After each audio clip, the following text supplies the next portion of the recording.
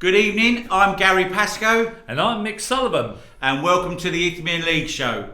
Right, before we start, I'd just like to say a big thank you to everyone for taking the time out to sending over any feedback they did last week and all the kind words. We really do appreciate that, and we do appreciate the feedback, so thanks very much.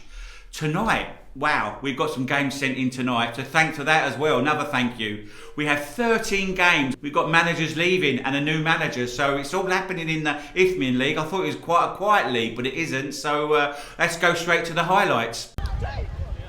Bognor Regis Town welcomed Kingstonian tonight with Lane and started brightly. Geordie Mongoy skipping past several challenges before a fine save from Rob Tolfrey denied him the opening goal. At the other end, a fine improvised shot from Jason Banton cannoned off the upright. But it was to be the home side to take the lead from the penalty spot in the 16th minute. James Crane keeping his cool to side-foot the ball home.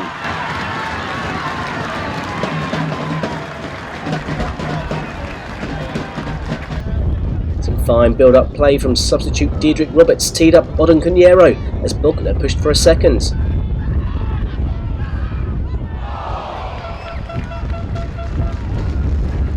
Kingstonian were to be denied by the Woodbrook for a second time as this fine strike from outside the box struck the inside of the post.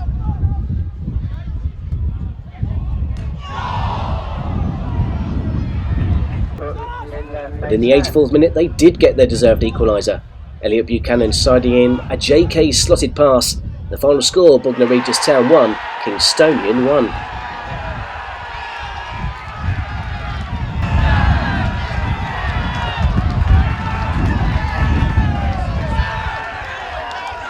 Top of the table, Worthing entertained Potters Bar, looking to extend their 10-game unbeaten run. Oddy Pearce juggling the ball inside the penalty area and somehow almost squeezing one inside the post.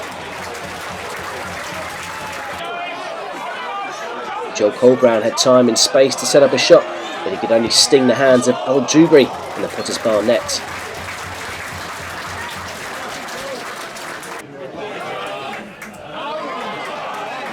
Worthing did take a deserved lead though in the 29th minute. Jesse Starkey with a controlled finish after a low cross from Miles Meekins.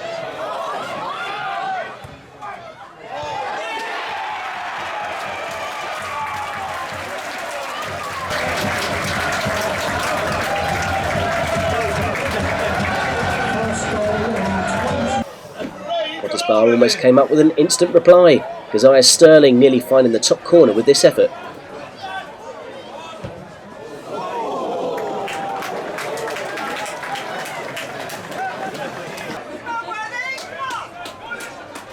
Some good pressure from Danny Starkey forced a mistake. Miles Meekham's again provider as Oddy Pearce delivered a cheeky chip inside the box for his 12th of the season.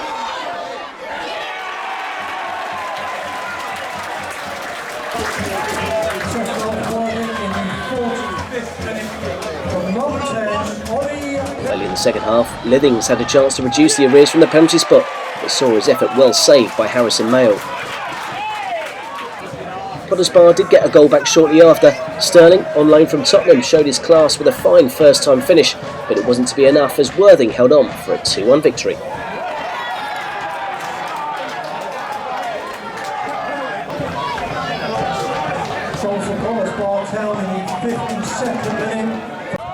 Hornchurch started a very productive week with a narrow win over Merstham.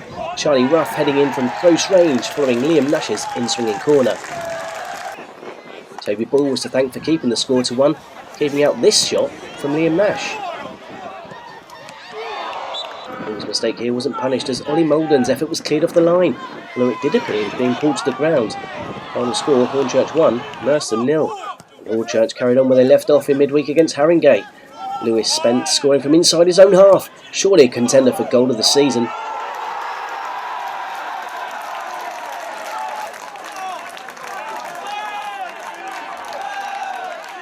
Liam Nash then doubled the lead shortly after the restart, nicking the ball off Jonathan Mars before curling a delightful effort into the empty net.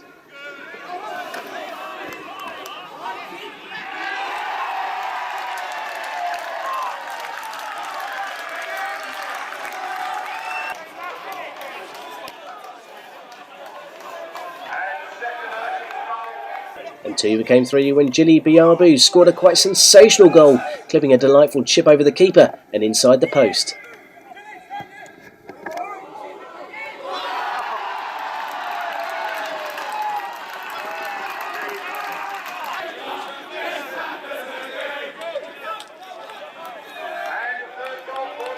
Harringay thought they had a lifeline when Arreste followed up Adi Cole's effort. It was ruled offside. Final score: Hornchurch 3, Harringay 0.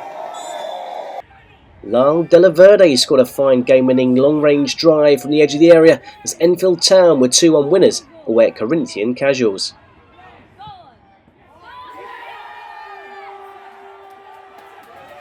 The leverage lad, and it goes back to Mackenzie, all the way back to Marsh. And Marsh, scuffs his kit, and now they're on the attack. He trips him, going to be a goal. Yes, it is. And Durday again, he scored 2 on Saturday. So composed. The keeper's he's gone to make a clearance, and he's scuffed it. It's gone straight out. 35 yards straight into Durday. Keeper's off his line between the penalty spot and the 6-yard box, and what a great dink. Nice and composed. Good goal. Good goal. Young goalkeeper there, 21-year-old, just scuffed his clearance, didn't he? Chances. Yeah. Ball comes in near post, better cross, comes for a post, 1-0. and there we go. Scrabble. There you go. Big, real scrappy goal. Good finish. Yeah, diving well header, there. I think stuck it in the far post. Will he find Beckles just standing that channel? No, he's going to stick it in there. A great delivery again, a number bouncing around the 18-yard box. Reynolds has a shot. Oh, he's miskicked it on the line. The Leverett player and Reynolds, I think that's Reynolds. Reynolds, great delivery again. Great delivery again. You know, it was coming, wasn't it? Like it's in second half, it as if. Right, 1-1 there. Bognor Regis Town versus Kingstonian, 1-1. Penalty by James Crane, and then Elliot Buchanan on the 84th minute, Mick. Game of 2 halves, do you feel that game was? That's certainly what was said to me by Hayden Bird. It was a game of 2 halves. The first half, all Bognor, pretty much what we saw there. And I think Case obviously had an ear bashing at half time. Come out a lot better in the second half, and obviously Elliot Buchanan and Daniel Ajay, 2 top forwards, nicking the goal back, 1-1 draw. I suspect that's probably about right. Whether Jack Pearce will agree with us on that one, but we'll have to let that one be. A good crowd there, 916 there, good attendance. So some of the gates for the Prem is getting good gates that some of the teams are. Yeah, I rather think these sort of coastal sides sort of have got sort of like, how can I put it, they're sort of like, they ain't got a lot of other clubs all around them, so they're going to get that sort of better attendances. Yeah, sure. So fair enough. That's Bognor versus Kingstonian. Also, next game was Worthing, the top of the table, against Potters Bar Town, 2-1 to Worthing. But when I watched the game, I felt that Potters Bar deserved the draw. They missed the penalty. They got a guy from Tottenham, Sterling. He looked very dangerous up top and scored the goal for Potters Bar. Yeah, he looked a class act, but if you're saying he's been on loan from Tottenham, you know, there ain't many Isthmian League Prem sides that are going to have a loanee from that calibre of club, are they, no. Really? So I don't know how long they've got him on loan there, Potters Bar, but I mean, they're a good management up there at Potters Bar, and you know, for the finances and the size of the club, they're doing really well to be competing at Step 3. But yeah, I think justified, probably a draw out that one. I did, yeah, when I watched it. Ollie Pearce scored again, lovely composure goal, yeah. Lovely lob. That's his 12th goal of the season. You know, he's great bit of class in that 18-yard box, wasn't it? Well, I watched him when they played Cays a couple of weeks ago, and he looked a class up there. Looks like every game that he's playing in, this guy Ollie Pearce is the man. I can't believe that Mr. Hinchelwood's going to keep him for too long. I suspect someone like Brighton is going to be all over him, but maybe they'll speak to Adam and say you can keep him for this season, and I don't think they're having for next if he carries on that sort of form. Sure, and then again, 1,104 people there again, and Coastal Club again. Yeah. So, and then the third game was Harringay Borough versus Hornchurch versus Harringay Borough. Those 3 goals, Mick, were superb. What about the halfway line chip from the goalkeeper? You felt the goalkeeper were at fault. Well, he definitely fought one of the goal, the second goal, but do you feel he was fault for the first goal?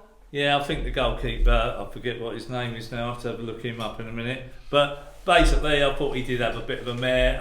Maybe the second goal more, I've got to say, in the third goal, I think the third goal, it went in that top corner. I think he could maybe got a hand and just flipped that over the bar. The second one, it was just so nonchalantly. Or was it the first? Second. Wayne trying the ball to go out, wasn't it? Yeah, Liam Nash ain't going to hang about for a sort of a slow goalkeeper that's going to think he's got plenty of time on it. He was at him. Great finish. They still had to put it in the back of the net from that angle. That angle as well. I just think Mr. Loyes, Tom Loyes, won't be happy with his goalkeeper on what he saw or what we saw. Yeah, definitely. And going back to Lewis Spence's goal from the halfway line, that's got to be one for the goal of the season, no doubt.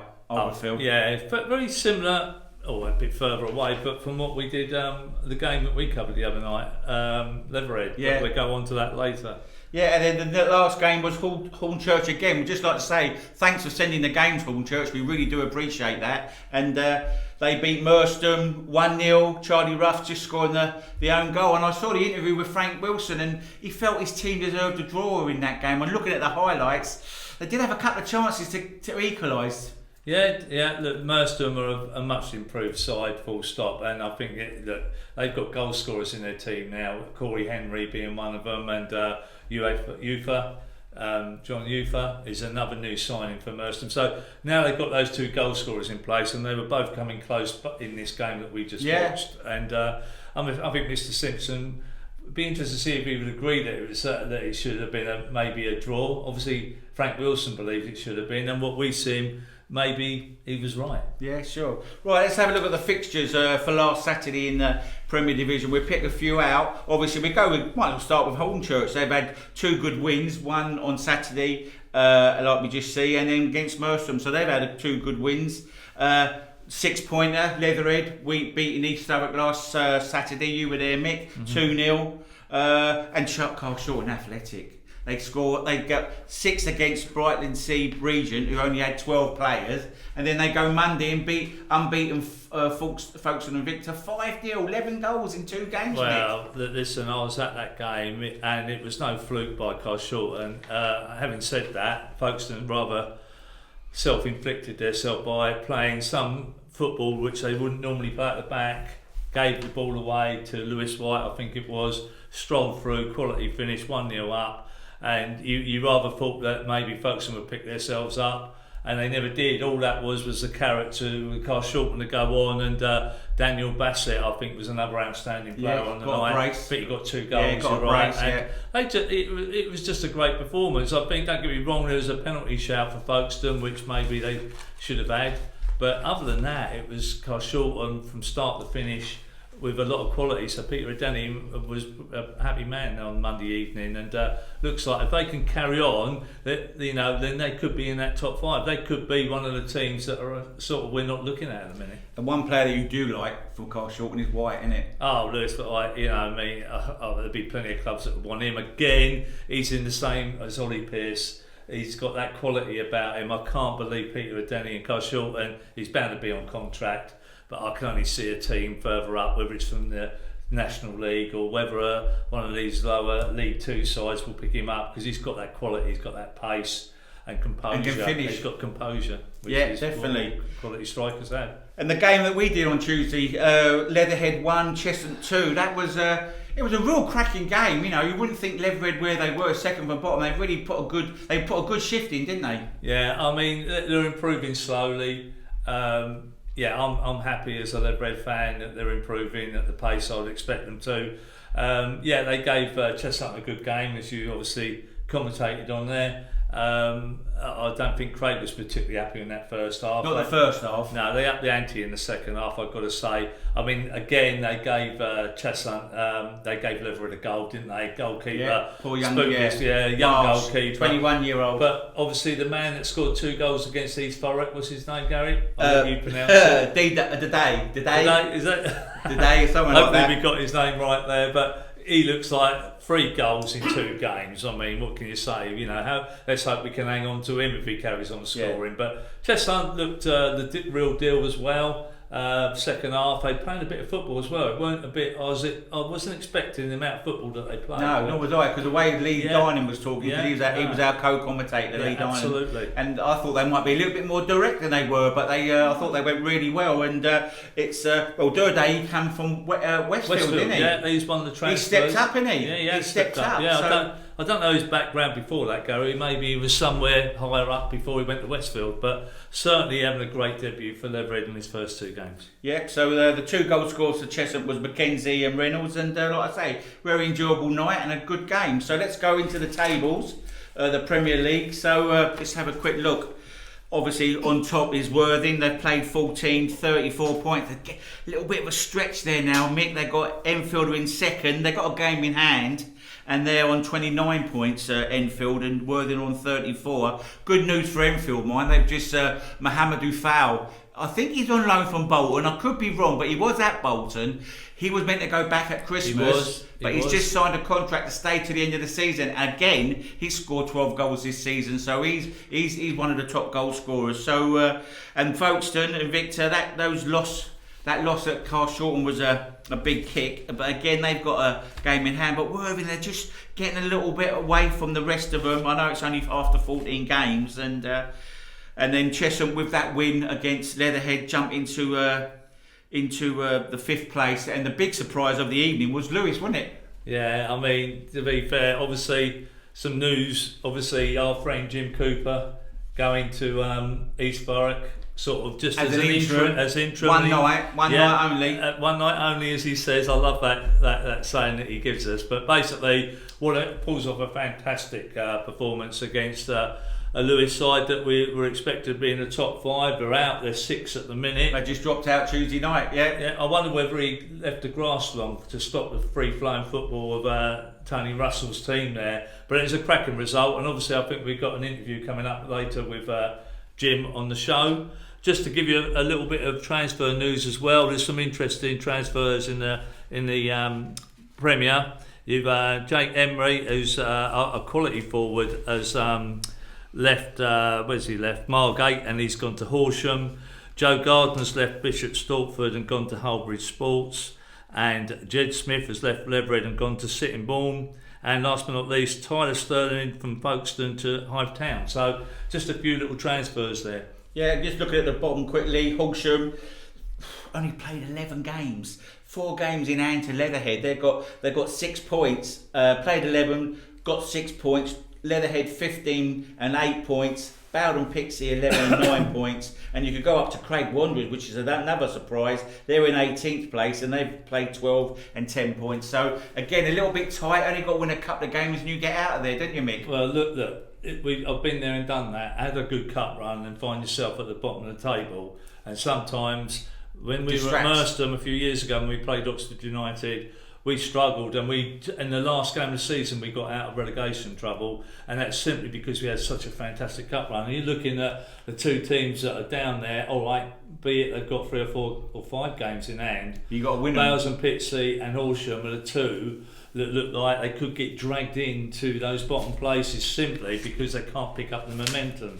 Leverhead, I just feel, be there. They might just about get out. Brighton Sea changed their manager, Gary, haven't they? So that's another manager that that's left from Brighton Sea. Tom Austin has left, I think, last night. So that's another Premier manager that's bit the dust. So yeah, I mean, I suppose they have to if they want to stay in that division. Definitely. Just a quick one before we finish with the Isthmian Prem. We've got to say well done to Horsham and Bowden Pitsea in the FA Cup. You know, Horsham go all the way up to Carlisle United. They only lose 2-0. Both goals coming in the 69th and the 90th minute. You know, they must have really held out that long, and then the professionalism come into Carlisle, no doubt, and they may have tired, I don't know, Horsham, and they nick it 2-0. They beat them 2-0, and then Bowden Pitsea, they only lose 1-0 away at Lincoln City. You've got to say well done to those 2 teams. They gave the Isthmian League proud, weren't they, the Premier League? They certainly did, both of them. And just to add to that note, I think Lincoln City are going to donate the money they took for that game back to Bowes and Pitsea. But I've seen that on social media. I think that's a good shout. Great I think gesture. some of these league clubs have done that. I think Oxford United done that with us Yes. when we were at Merstham, Yeah. in fact. So I think that's a good shout from league. Definitely. And Chris Smith has left Horsham, which is a little bit surprised. Don't know where he's going to end up, so watch this space. Right, let's go into the fixtures for Saturday, because there are not many fixtures in the Premier Division, Mick, because obviously the FA Trophy on, and we'll talk about that later. So the games on Saturday the 13th of November are Brighton Sea Regents versus Horsham. 6-pointer there, mate. Wow, that is a big game at Brighton Sea Regents. Like I said, they only had 12 players when they come away last week, so they need to get some players in. But what a 6-pointer that is, Mick. It is, but let's remember Leverett have got Grimpen Casuals, and Grimpen Casuals, even though they're on a little bit of form, they're not away from it. So that's the sort of side Leverett need to beat. Grimpen Casuals, tough one, because James Bracken's team is full on form. But that'd be disappointing if Leverett don't get something from that game at home. And obviously the other one, I mean, they've lost a couple of games recently. The form's dropped off for Tony Russell and Lewis. They've got Haringey Borough, but I fancy Tony and Vinesy will want to put it right at home to Haringey, because I think Haringey have fallen off a bit of form now and look like they're probably targeting 3 points and get back on track and put them in that top 5 where I think Lewis want to be. I think Corinthian Casual had a good win on Tuesday against away at Bowes and Pitsea 2-1, so that's a real hard fixture. It is a hard fixture, but I'm going to try and make it easy from Leverett's perspective. Well, yeah, good luck. Anyway, so they're the fixtures. We're going to go over to an interview now with Jim Cooper. So our friend Jim Cooper, we're going to have a quick chat with him. Right, we've got Jim Cooper with us, the former Grays athletic manager. Good to see you, Jim. Yeah, nice to see you too, gents. Hope you're both well. Yeah, very well. So, can't believe it, mate. What, you went into retirement and then you come out of retirement. Tell us a little bit what's going on in your life. Yeah, I mean, so the retirement situation was just purely because I'm literally finished the old bill now. So, and I've started a new business. I'm doing funerals. I'm a funeral celebrant. I'm so busy with that. But ultimately, it was a family decision. Mrs. Cooper said, "Should we go away for a skiing and a bit of a winter sun? Now you finished the police." And I was like, "Well, I can't. I've got football." And she politely put it to me and said, "Well, hang on a minute. I've been supporting you for 30 years doing this, and is it not about time?" And you know what? When I reflected upon it, I thought, yeah, actually, I do want to go skiing and things like that. And if I can't give 100% to any football club, then I'm not going to do it. So it was the right decision for me, and I don't regret it. I'm a Grays Athletic fan now. I'm going to see all their games. I'm going tonight. I've been home and away. I'm booking up with the fans to go away for a weekend and watch the Stowmarket game in March, I think it is. So I'm loving life watching as a fan now. So, it's good. But then coming out of retirement, that was as a massive favour to my old friend Steve Wiseman, who's the chairman over at East Thurrock. You know, sadly, Paul stepped down after the game on Saturday, and Steve asked me to take the game Tuesday night at short notice. So I managed to get Warren Fenton, fantastic coach, to come and assist me. And, you saw the result last night. And, it was a cracking result for East Thurrock.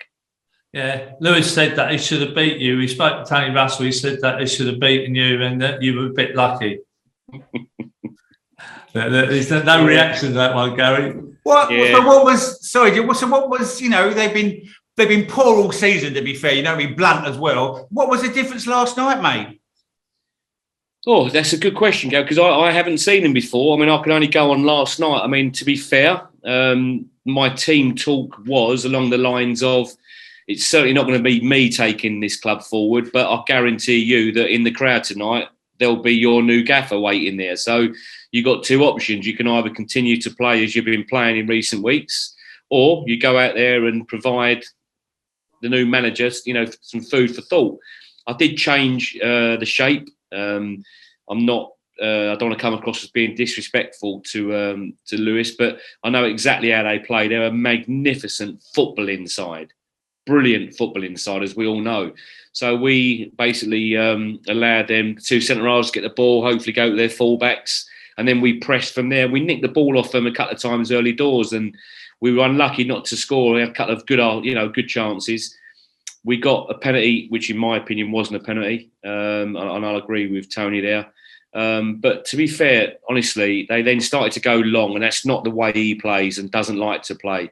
And I didn't think they had any third man runners running behind. It was relatively quite easy for us to defend that. So tactically, we got it right last night. But ultimately, the credit has to go to the players, because I kid you not, honestly, their work rate and battling last night was just phenomenal. Now, whether or not that's been missing over recent weeks, as I say, I couldn't tell you. But to be fair to them, well, they listened to instruction. I went to a zonal marking from set pieces, because they had been conceding a lot of goals, and they didn't concede a goal against who are, a high flying goal scoring team, are they? Yeah.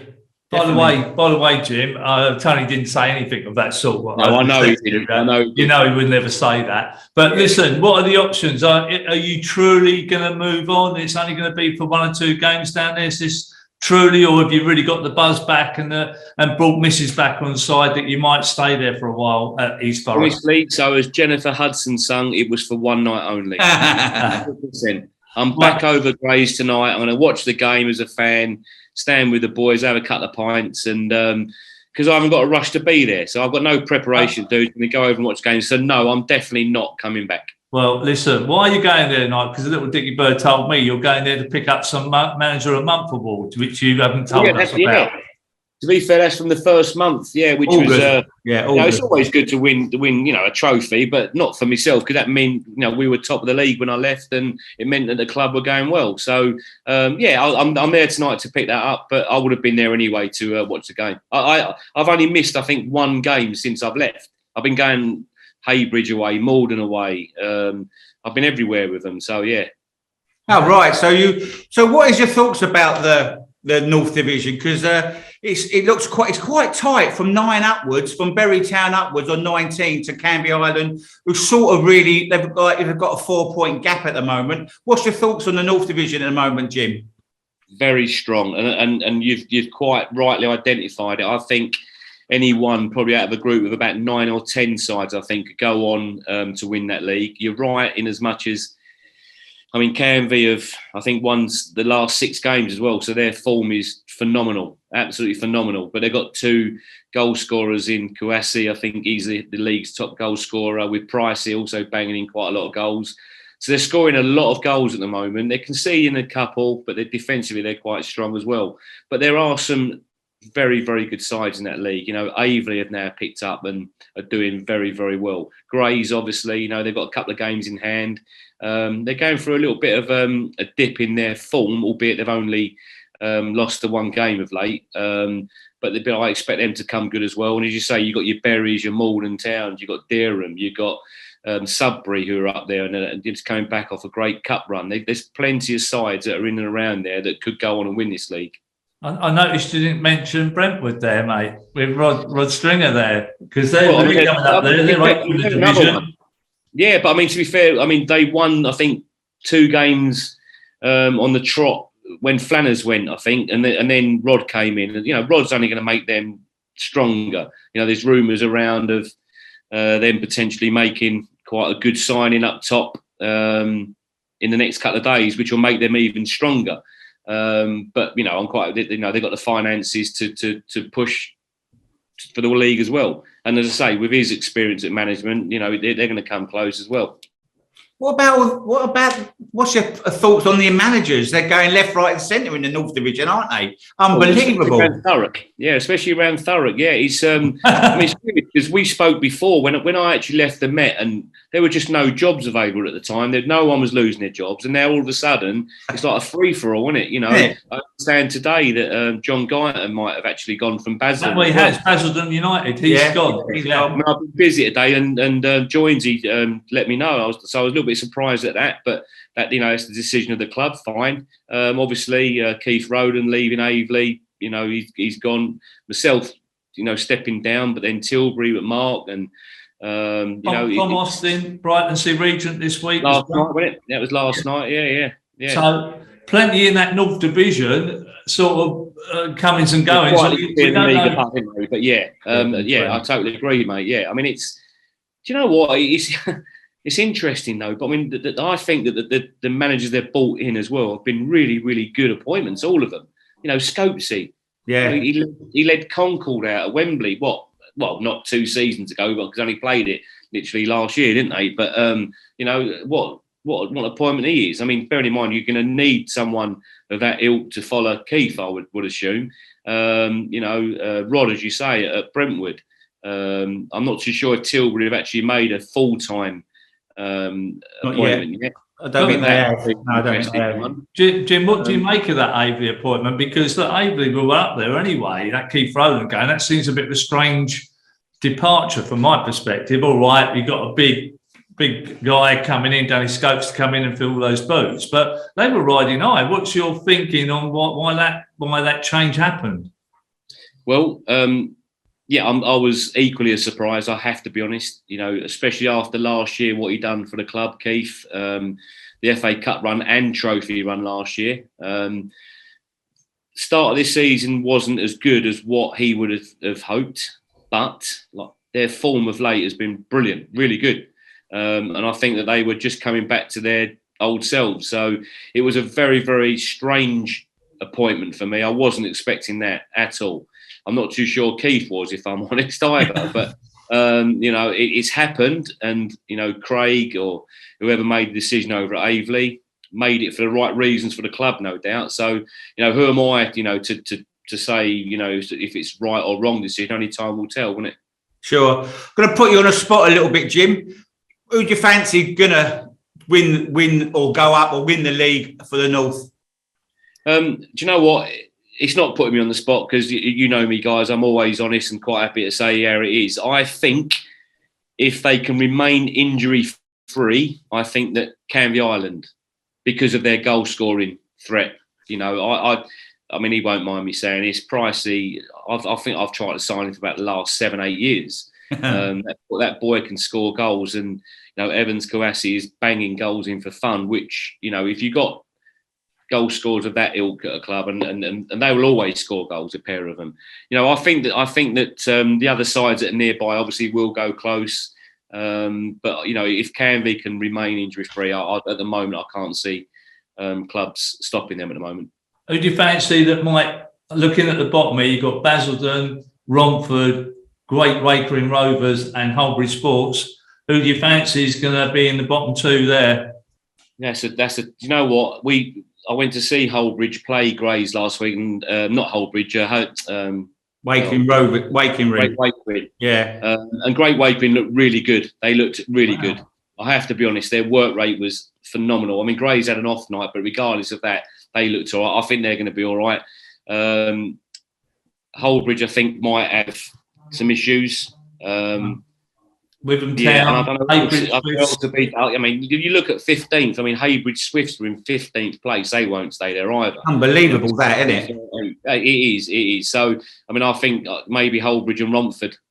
Right. Okay. That's being honest, mate. Yeah, right. Honest. So what we do, mate, in between your holidays, we catch up with you again and we look at the North, if that's okay with you. We look at the North Division, how's it going, and you can give us your thoughts and your expertise about it, if you don't mind. Is that okay doing that? You're welcome. Anytime, guys. Anytime at all. Well, enjoy your evening tonight, mate. You deserve the trophy, and not only you, but the team and your managers, staff and everyone. You deserve that trophy. So enjoy your evening and have a great time, mate. Right, cheers for that, Jim. That was a good insight on the North Division there, Mick, from Jim. And we might as well carry on and go straight into the North Division then. Bury Town took on lowly Romford and made the breakthrough in the 34th minute. Samal Ramadan in the right place at the right time to tap in from close range. Romford worked their way back into the game and Billy Hayes almost levelled things with a cracking effort that beat the keeper, but not the woodwork. On the hour mark they were level, Steve Carvell sending the keeper the wrong way with a fiercely taken penalty. But with 10 minutes to go, Ramadan sealed all 3 points, getting in on the end of Jake Shaw's volleyed cross.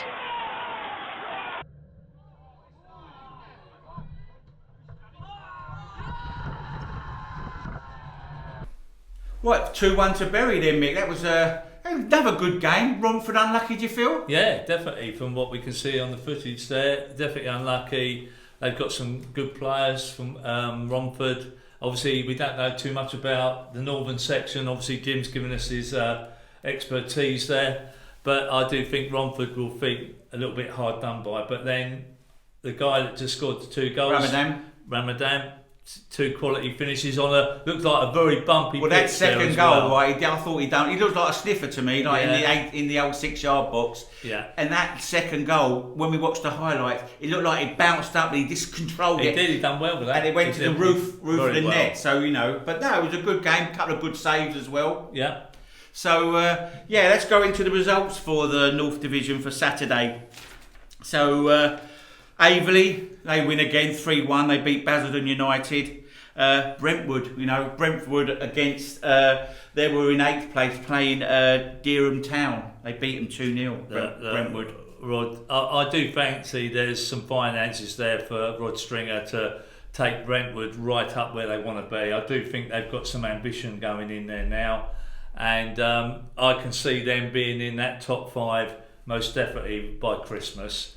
So let's watch out for them on the cuff. I've got to say well done to Tilbury, because they've lost their manager and they won on Saturday 2-0 at home against Cocklesham Town. But they've won 2 in 3. They have. So you've got they've sort of turned that little bit of a corner and they've climbed the table up to 13th. So good luck to them. And there was a game on Friday as well. We mustn't forget, Witham Town 0, Malden and Tiptree 3. So So shall we go into the league table? So.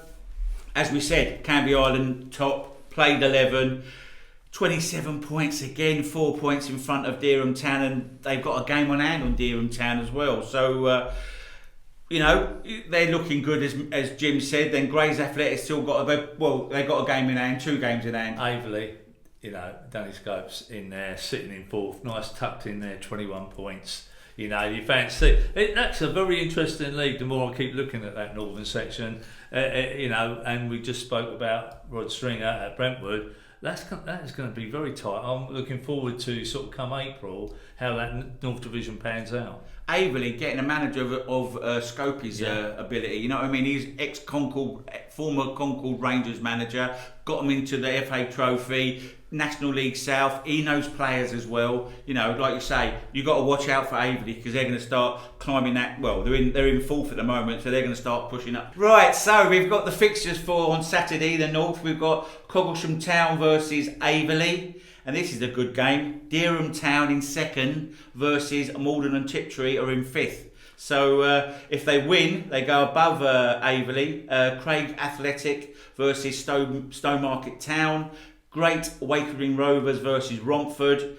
That's an interesting another 6 point game. Another interesting game. 19th plays 18th. Romford have got 10 points, and the Rovers are on 7th. Let's look at that. Jim said Great Wakering Rovers look a hard-working side, and we just watched Romford, and Romford look like a bit. Could be a they've good got game. a bit of quality about them. So yeah, it could be a good game. # United versus Bury Town. Hayward Swift. I don't know what they're doing down in 15th place at all with their history. Yeah, and they they are a good team. They used to be. I don't know what's going on down there.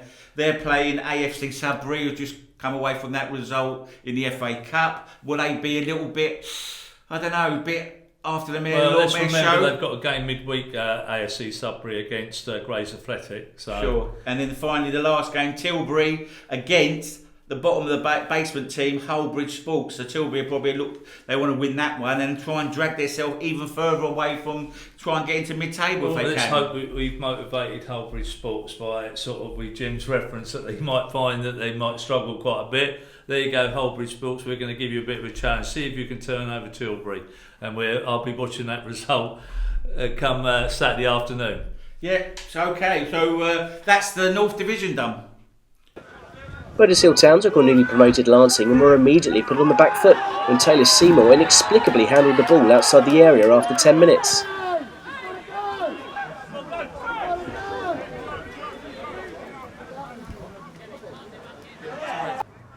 But it was his opposite number who was called upon to keep the scores level, as Seko used his feet well to keep out Max Miller's penalty. The 10 men took a surprise lead, Campbell getting into the area before putting back for Awizu to fire in from 12 yards.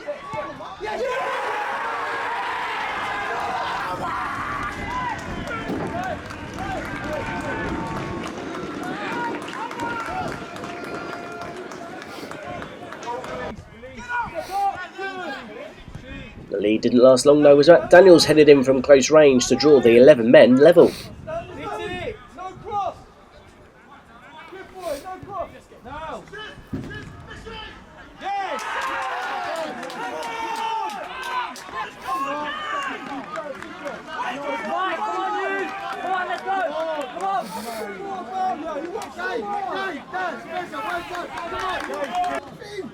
And 4 minutes later the turnaround was complete.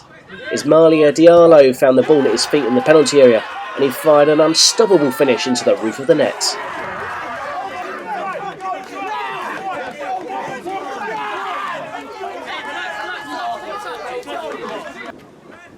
Up stepped former Lancer Lewis Finney, curling a trademark free kick against his former club to earn a share of the spoils. Burgess Hill Town 2, Lancing 2.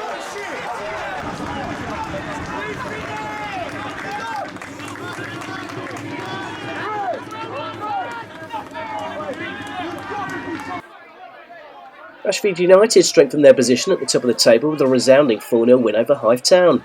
Mamadou Diallo side-footing in the third goal after some great wing play from Jay May.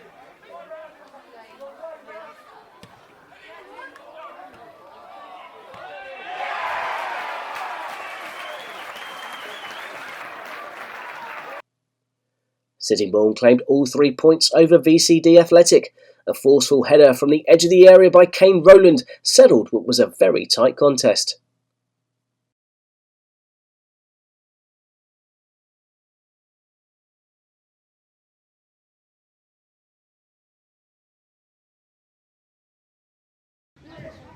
Phoenix Sports were involved in an entertaining encounter with Whitehawk.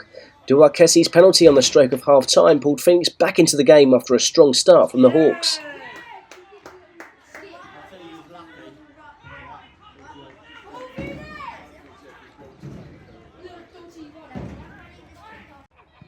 Whitehawk had regained their 2-goal advantage before Alfie Evans scored an absolute peach into the top corner, but they couldn't push on and get an equaliser. The final score, Phoenix Sports 2, Whitehawk 3. Burgess Hill Town built off that hard-earned point against Lancing with 3 points on the tough Tuesday night against Faversham. Uwezu getting into the action early to force a superb reaction save from Luke Watkins. A simple ball over the top caught out the Hillians' defence, and Uwezimu only finding the body of Taylor Seymour with the goal gaping. In an even game, the deadlock was finally broken in the 72nd minute. Captain Lewis Taylor on hand to slot in the rebound after Uwezu's shot came back off the post. Final score, Burgess Hill Town 1, Faversham 0.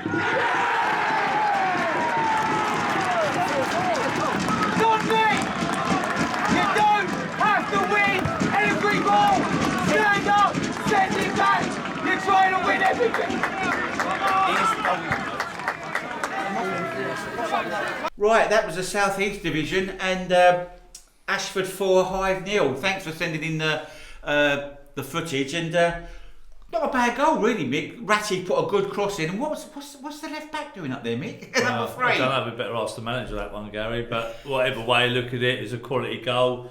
One of, I suspect, 4 of them I think they got on the day. Yeah, they got 4, they've been 4-0. Yeah, it's a pity we didn't get all 4, but there we go. One's good enough, as we say. We want that goal footage. One, we're blessed with the one. Dilo scored that in the 65th minute, so well done. That was a good goal and a well played goal as well. I thought decent. Yeah, well, then we got the Burgess Hill game, 2-2 against Lancing, and wow, what was the goalkeeper doing for Burgess Hill? Like, he handballed the ball out the area. I don't understand what was that all about. What's your thought? I think it was just caught in two minds. It skipped up off the surface, and that's what he's going to say. If I was his agent, I'd be saying that as well to the manager. Jay, he's still a good goalkeeper. Yeah, come off after 12 minutes early in the game to lose your goalkeeper. And then obviously they brought the other goalkeeper on. What's his name? Yeah, the young goalkeeper, El Dihaldal. He done really well. I thought he pulled some great saves off, and yeah, it was a good game. Like I say, 2-2. Lot of goals. Some decent goals as well. You know, Lancing, it was like no goals until the 77th minute. Well, I think Lancing thought they'd won it when they got that goal in the 77th minute, but of course, Jay Lovett's side come back and make it 2-2. You know, I'm very surprised that Burgess Hill, well-supported club down in Sussex, and that they're the bottom sort of 4 or 5 of this division. I'm not quite sure what's not going right. They've got quality players in our friend from Dorking. Lewis Taylor. Yeah, Lewis Taylor, good player. Yeah. I just find that a bit of a strange one, how they're struggling at the bottom there. But the team that has just come up from the Sussex County, Lancing, that we done them in the close season, didn't we? Yeah, Gary, yeah. on the back end of last year, and was it a young manager there, or was it joint management? Yeah, from joint memory, manager, and they seemed quite a young sort of thing. And to be fair, they started off in this division quite well for coming up. Well, they started poorly, now they come away. They've done well. Three goals in 7 minutes in that game, and then Lewis Finney comes up on the 91st minute to get the great free kick. But you've got to be looking at the goalkeeper. What was he doing? Well, he went down a little bit, and I think then he just. Oh, there we go. There we go. Look at this. We've even got acting on the show for you now. Yeah, but I think he went too quick. Yeah, went the wrong way. So, and then on Tuesday, Burgess Hill, they beat Faversham 1-0 at home again. So 4 points in 2 games. They've got to be happy with that, Lovett. I think Jay Lovett would be happy with that, and it sort of takes them out a little bit from that sort of pressurised zone at the bottom there.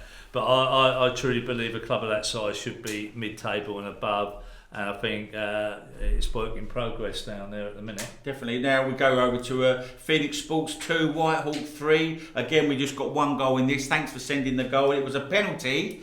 And it was a funny taken penalty, wasn't it? I think he's been watching Fernando's of Man United, I think. They all watch the professional game, innit? Little skip. When they go wrong, they go wrong. And if I was a manager and if that went wrong, and if he skipped and then missed it, I would be all over him big time, and I suspect some of his teammates might well be, but he indeed scored it. Yeah, but they lost, so there you go. But they still lost 2-3 to Whitehawks. Then we've got Sittingbourne versus VCD, 1-0 to Sittingbourne. Rowland got the goal, and another good delivery, wasn't it? Yeah, it was, but Kane Rowland's a good player. He's been down Sittingbourne a long time now, well-established player in the Isthmian South East Division. And Nick Davis will probably be the manager of VCD. Will probably be disappointed to lose that game to keep himself up and around there. But there you go. Well done. Yeah, I tell you who will be disappointed on Saturday. It was Haywards Heath, because they lost 3-1 away to Faversham, and Craig Valley PM weren't playing, and they had an opportunity to go top, and so they would be a little bit. Gutted or annoyed, maybe. Missed chance from Haywards, but they're going to be thereabouts. Again, when you look at them there, Ashford Town, Ramsgate, some big clubs down the coast. Right, bit of a surprise fixture. I think Corinthians 2, Hastings United 1, and well, maybe not a surprise, maybe Mick. I'm not sure really. Well, listen, it's always flattered to see the assistant manager coming, took over from Chris Augusta last week, got a great result against Switch the Ball. I think it was 4-1 or something like that. Yeah, it was anyway. 4-1, great result. And then it reverts back to type a little bit. He comes in, he does okay, and I wonder whether Billy Woods is thinking about getting a new manager, and indeed we found out tonight it's Gary Elphick. Looks like he's got the job at Hastings, which fantastic guy, loved him a bit, was Worthing manager, and look, he's a great steward. Had been playing centre back for Hastings for a few seasons and now. Burgess Hill, wasn't he? No. Gary Elphick, experienced player particularly, and now manager. Be interested to see whether he's going to play as the manager. That's going to be an interesting thing, because that's not an easy job if you're going to play 100%. And you're going to manage. Right, the league tables, like I say, Craig Valley up there, 12, played 12, 29 points. Haywards Heath 12, 28. It's really tight again. Ashford United 12 and 26. So quite tight up there. Then down the bottom, Phoenix Sports 12 and 4 points. Whitstable Town, they haven't turned it round. And there we go. We've got some news about East Grinstead Town. They're down there in 18th, played 12 and 9 points. So what's the news on East Grinstead? Big news on that one. Tony Reed's left East Grinstead. I think he got sacked. I'm not sure. I think he actually got sacked. But I know Tony won't particularly. I think Tony wanted to probably call it a day before the season even started. But him being him, thought he'd give it a good shot. I think some of the players that he's having to bring down there and the budget restraints really killed him, because he's more of a London-based guy. Getting a Sussex job, that's not an easy task. No. Getting players down there. And it'd be interesting to see who East Grinstead bring in. I think Tony Beckenham's been in there as the assistant manager, so I'm wondering whether Tony Beckenham will just do it as an interim period, or maybe he'll take it over. He's an ex-manager of East Grinstead, so we don't quite know who's going to go in there in Chatham East as well. Grinstead. Chatham Town. Yeah, absolutely, mate. So let's look at the fixtures for Saturday then. We've got on the 13th of November, East Grinstead, talking of them, East Grinstead versus Corinthian, who just like a beat Hastings United. Hastings United, what about this game? Hastings United versus Cray Valley PM. Gary's first game. He's got a tough one, hasn't he? Yeah, I've just bigged him up. Gary, don't let me down, mate. And he's playing the top of the league, like. No pressure on you on that one, mate. But yeah, look, listen. What a great, if he gets the result, what a great. And what's that gate going to be like? That's going to be over 1,000. Well, maybe, but Craig Valley, I don't suppose, have got the biggest support, have they, really? So you're relying on all the Hastings people to come out and cheer on the new manager. So, yeah, fantastic fixture, that one. Haywards Heath versus Hyde Town, Lancing versus Ramsgate. Ramsgate are doing well, they're in 4th place, and he's doing a good job down there. Look, another good manager. And he's turned that whole club round, the structure of it all. Yes. Getting the 4G in there, the whole club. So, I haven't been down to Ramsgate since they sort of tidied the whole place up. It's a long way ago, isn't it? 4G, but well, you never know, you might go on there. is a good manager, knows what he's doing down there, and they're up and they're thereabouts. And they beat East Grinstead the other week where he went back to his old club. So, yeah. So Phoenix Sports versus Ashford United, Sevenoaks Town, disappointing season they're having against Chichester City. Yeah. Sittingbourne versus Three Bridges, and then Whitehawk versus VCD Athletic, and Whitstable Town versus Burgess Hill. This is the home of East Thurrock United, and this is the ground. As a chairman, what's your role and what do you think you've brought to this club since you've become the chairman? I'd like to think I brought us all back a bit closer together as a community more than anything else, which is what we're trying to turn the club into, really. The club wasn't diversifying, but it seemed to be getting more spread out. You know what I mean? And yeah. We wanted to encompass the whole of the area in and things like that. And because I'm locally well known as well, and a few of the other people that are now in and around the club are helping out, we seem to be bringing back a bit more of the old-fashioned camaraderie, which is what I would like about non-league football and how I see it. Moving on from that, I keep hearing stories from way back about a helicopter landing on this pitch and some multi-millionaire guy. Can you tell us what that's all about, or if indeed this person's still around? Well, this person is definitely still around. Right. In fact, he was probably the one that saved the club. His name's Alfie Best. When our previous owner passed away, Benny Bennett, the club was looking like it wasn't going to be able to continue. Right. Alfie Best came in and purchased the freehold of the land. Right. Said that we would remain here. He would keep the football team going until such time as he could find us a new ground, build a purpose-built stadium. Right. For not only football but other, for all the community, youth sides and everything. Netball, you can go right, anything, brilliant. Which is what Alfie has said he's going to do, and we believe that he will be doing it. Yeah. We all stepped in when it looked like nothing was going to happen, and we're all here as volunteers now. Like I say, everyone's coming together. Great. Hopefully the supporters have started coming. Well, we are bringing back a few more supporters, so we're quite happy about that as well. Yeah. Right, we've got a long-term supporter of East Thurrock United, Mr. Cliff Banyard. How long have you been a supporter of this club? Oh, well, I've been a supporter for years, going back early 80s, mid 80s. I actually played the very first game down this coming the shot, down this stadium when we first moved. I think it's around about 1984. Right. And the local pub over the road is called The Ball, and I was the first one to score down the Bull End, which was my local before I started playing. So you were a player here, hence why you've become a supporter. Exactly. You come down here, obviously, most home games, I only live local, and away games I've got quite a few that I go to. But again, it's all local. Going back, I think football's changed a little bit now, non-league. There's a bit more money involved, if you like. How would you sort of sum up your day at a non-league club? A non-league club, especially East Thurrock, is the people here anyway. A lot of people are locals, a lot of people that are doing work behind the scenes. Their kids have been here growing up, and some of them have gone on to play football higher standard. It's just like, it's like a proper family club. We're doing a big emphasis now on the youth football, as they've spoken. But come down on Saturday. The drinking the atmosphere bar, is drinking the bar, burger.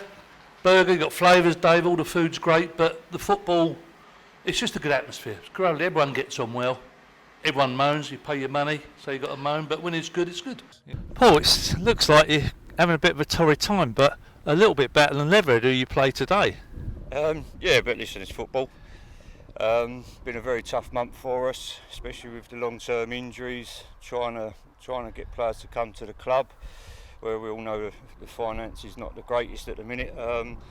And yeah, the boys, you can't knock them. They're trying their hardest, but obviously the level is showed in the last month, and obviously with the squad being really thin, players are getting tired and fatigued, and obviously they're struggling a little bit. Yeah, it's one of them games, isn't it? Both teams want the result. Both teams would probably be happy with a draw, you know, but you just got to get on with it. At the end of the day, it's what you've got. We're very light again today. We're just probably about strong enough to put a squad out today, you know, with the injuries we've got. Listen, it's a fantastic club, and obviously I've always been a good friend and a big fan of Covo, who's here for a long time as well. John Coventry, yeah. Long-serving Did manager. John get you the job, was it? No, but I talk to John every day, and as I say, Yeah, good guy, yeah. Listen, whoever took this job knew it was going to be a challenge, you know, and as I say, I've done this the league below for 15 years with no budget, kept Romford in that league for 10 years, which is sometimes people say that that's better than winning a league, but I'm just one of them managers who enjoy their football, and I take the rough and the smooth. At the end of the day, I'm big enough and ugly enough to take criticism when we need it. The only pressure which comes with football is what you put on yourself as a manager. And I don't think, to be quite honest, I don't think a lot of these people out there, I know I'm not a social media person, but I know it can be cruel sometimes, social media. Yeah. And I think from step 7 to step 1 football, people got to understand what a manager does. You know, I don't get paid, I don't take no money from the clubs, I've never ever took money from football, but we don't stop. And we've got jobs as well, but we're on the phone all night, paying our own phone bills, we do everything. And I think it goes under the radar a little bit on what managers, even Jody Brown's, from Jody Brown's down to managers who've managed bargain sides and stuff. When I've put some effort in, at the minute Alfie Best has done his best and kept the club alive. Yeah. I'm here to keep the club running the best I can. If we can compete, we can compete. But it's a club still to support, which if we didn't do this last year, there wouldn't have been a club to support. So I'm not trying to win people over, I'm not trying to be the hero or anything like that, I'm just telling you the truth. And we need to obviously just be stabilised as a club, and we are stabilised at the minute. Flavour Dave burger here, I'm opening the box here, let me see, here we go, look, listen, hopefully you can hear me, but I'm going to have a quick taste.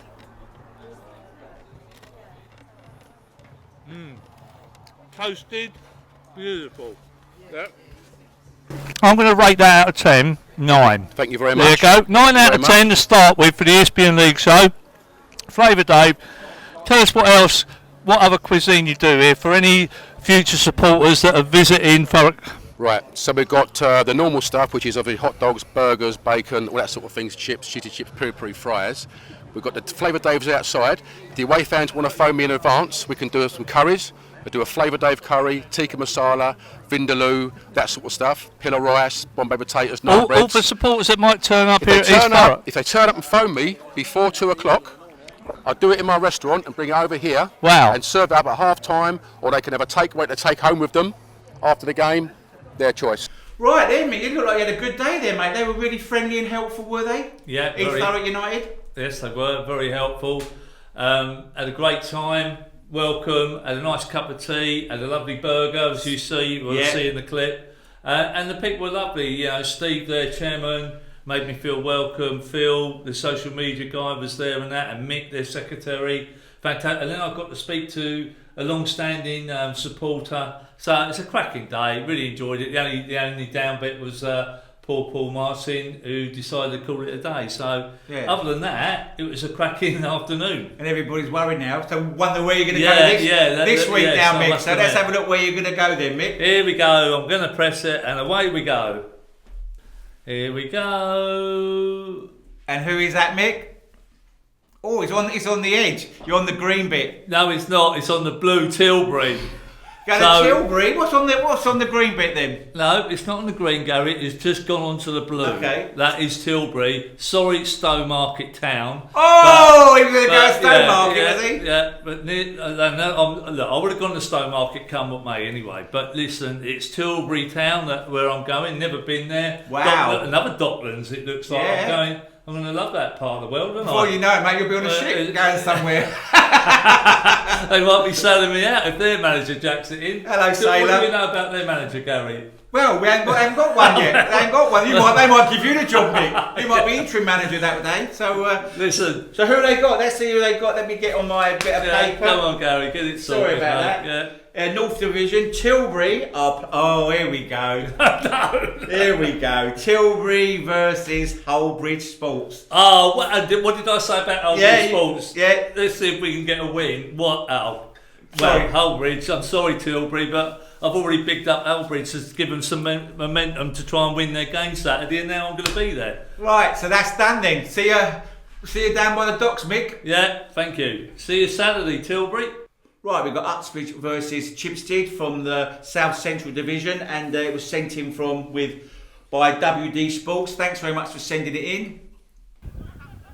Uxbridge kept pace with Bracknell Town at the top of the table with a win over Chipstead. Anthony Mendy rising like a salmon to head in from close range shortly after half-time.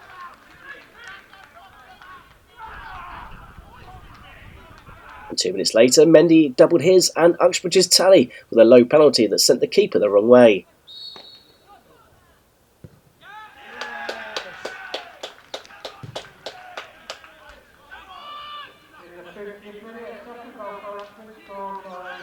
And 10 minutes from time, another penalty, this one for Chipstead, was initially saved before Kieran Lavery followed up on his own rebound to leave the final score Uxbridge 2, Chipstead 1.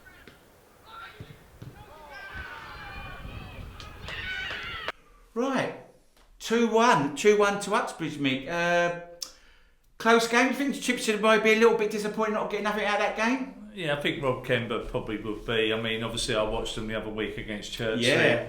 And Chipstead, a good side, but they've lost their top goal scorer. Sort of bring him into now. Collins but Tom again. Collins leaving them only last week and going to Hanwell Town, which is another strange transfer. And he scored. To miss your top goal scorer like Chipstead have, I don't know how many goals he got for Chipstead, but out of the goals that he's got at the minute, I can't got my paperwork here, but at the amount of goals that he got, pretty much all of them are for Chipstead. So I think he got 2, and it for Hanwell Town. He got 1 on Saturday. They beat Shelford and Peter 3-0. Anyway, majority of his goals have come from Chipstead. Chipstead have lost the top goal scorer, and he's gone to a rival club, literally running about 2 or 3 places above him. So that in itself is strange. So for Chipstead to go to Uxbridge, which are riding high, I think they're second in the table, aren't they, Gary? You know what I mean? They've done pretty well, and from the footage we've just watched, I fancy that maybe Rob thought they maybe could have got a draw out of that game. Definitely, they just weren't clinical enough. I don't think Chipstead on the day. I think the Tyler Toby, the Uxbridge goalkeeper, should have been sent off really for that challenge on. Well, it's a bit difficult to see where he was on the edge of that box and whether he was the last man. So it's a difficult call. But actually, sorry to interrupt you, mate. But there was, like you say, there was 2 penalties in that game. That one, and then the other one for Uxbridge, we felt was a little bit dubious. Didn't we? I think the player was looking for that big time. Went down very, very easily. If I was a defender for Chipstead, I'll be gutted the fact that the referee gave him a penalty. I just think he went too easy on that one. But there you go. We're not referees, so no, it's an hard job at best of times, isn't it? Without us two criticising them. Yeah, most definitely, mate. And Mendy scored both goals there, and he got 2 goals in 2 minutes. So that was a bit of a setback for Chipstead, and then Lafferty scores in the 81st minute. So and only 59 people there, Mick. Yeah. Disappointing, especially when they're riding high. I do wonder in the South Central that it's not as well supported as the South East and the North Division and the Premier. I just think that I don't quite know why that area, isn't well supported. I expect people like Bracknell will probably get good support, but when you think Uxbridge is second in the table and only get 59 people, and you probably might say 20 of them might be Chipstead. Yeah, you're probably right. As an Uxbridge manager, I'd be really gutted the fact that we're doing so well as a club. And we're getting so little support. Definitely. So anyone out there, go and support your local team, Uxbridge. I think they're doing really well, and they need your support. Some scores from the South Central Division, Guernsey again drawing 2-2 with Thatcham Town. Thatcham are not doing well this season, and for home. Well, it's 16th Guernsey, are 16th, Thatcham are 15th. You know what I mean? They should be. You said this last week. They've got to be winning their own games. Guernsey. Tony Barnes, has got to be winning those home games. I'm very surprised again. I don't know why Guernsey are not getting many midweek games away, which I find a bit strange to try and pick up. They're so far behind on their fixtures, Gary, which is. I can't work out why they're not playing midweek all the time, or have not had more midweek games sorted. I think surely they're allowed to travel now, so that's a strange one in itself. But I think Tony Barnes would be disappointed. He only got a draw. He needs to pick up the points on the main on home ground, definitely. South Park, they're having a good season in that league. I must admit, they're sitting 9th in the league. They beat Stainstown away 2-0. Good result for them. Binfield again, their lads 3rd. They beat Sutton Common Rovers 3-2. 47 there again. Yeah, Sutton Common Rovers. They're playing out of Sutton United's ground. That's disappointing. But again, I think the support in that division's not as good as the rest of the other leagues. I'd love to understand why that is. I don't quite know why. Whether they're not particularly big clubs. Sorry to downbeat anyone that thinks they're big clubs, but they're not well-established, big history type clubs, are they? No. In the division. So they're clubs that have come up through the ranks and maybe a gain in supporters as opposed to have established supporters. A lot of combined county teams come up into that league. That type of thing, yeah. Well, let's have a look at the league. And Bracknell, wow, they played 11, 28 points, but Uxbridge just still behind. 11 coattails, you're right. Yeah, only 2 points behind. 26 played the same game. Binfield again, 11 points, 22 points. 11 games, 22 points. And Bedfont Sports, they've only played nine games and they've got on 20 points. So. Again, they're not as tight as the other leagues, but I think Bracknell are the top team in that league, no doubt. They are, but let's remember Chertsey Town, they've got plenty of games in hand, and they've got their new manager in Selly, and he hasn't lost a game yet. So, they could be one of the ones that have come from deep in the mid area of that league and get in those playoff spots. But at the beginning of the season, and they've been, Bracknell have been the talk of the town as such. I think they signed Michael Weecott, didn't they, from Sutton Common Rovers, one of my old goalkeepers. So you could see that they want to go there, and they've got Tarpey and all. What a player that's been National League level, definitely playing at South Central. Chertsey are unbeaten actually. They haven't lost a game in the league. Looking at the bottom, Northwood. Some news about them. They're 19th, and they've played 12 and only 4 points. And there's a little bit of news there, isn't there, Mick? They Ben Murray got sacked from Northwood last week. He's someone that I do know. He was Ashford Town manager for many a year and done very well under awkward circumstances. I think he then had a bit of a breather from the game, and I think he joined Spencer down at Farnborough as an assistant manager. Coach at Farnborough, and I think he saw this job come up at Northwood and thought he wanted to get back into management. But obviously, some clubs don't fit certain personnel, and he's had a bit of a hard time there, Ben. So they lost 7 on the spin. That's why they got rid of him. Actually, results talk. Most definitely. 100%. Right, let's have a look at the fixtures on for Saturday. Not many in this league again. So we've got Basingstoke versus Tooting Mitchell United, 2 big teams there. Chalfont St Peter versus Sutton Common Rovers. Guernsey versus Westfield. That's Guernsey at home, so they need to try and get 3 points there. Again, Guernsey in 16th on 7 and Westfield in 13th, and they're on 9 points, so they could get above them. And the last one, talking of Northwood versus South Park. So they're the fixtures of South Central. Don't forget, it's the FA Trophy this Saturday as well, so all the best to all the Isthmian teams in there. Couple of fixtures to keep an eye out for. Bracknell Town, Step 4, playing Tiverton, and this is one of the best ties of the round. Hayes and Yeading United versus Worthing, and no doubt there should be a good crowd there, Mick, and two good teams playing football, good lovely pitch, and it should be a good game, no doubt. Well, let's just remember also that Hayes and Yeading just went out the FA Cup to a decent League 2 side and took them to the end. Only 1-0 they lost. Yes. So Adam Hinchelwood's Worthing have got a tough task. We're rooting for you, Adam, and Worthing for the Isthmian League show. So good luck. Right, that's another show done. I hope you've enjoyed it. once again, thank you very much for sending over the clips. We had 13 games today, and it was brilliant watching all this football, non-league football, and a lot of news in the league this week, wasn't it, Mick? So, well, let's hope we ain't got loads more managers to talk about next week. But going back to the footage, you know, South Central, we're a little bit light. Give us some more of your footage, South Central. Need more of that. Let's let you catch up with the other divisions. Definitely. I'm Gary Pascoe. And I'm Mick Sullivan. And it's good night for us. Thanks very much.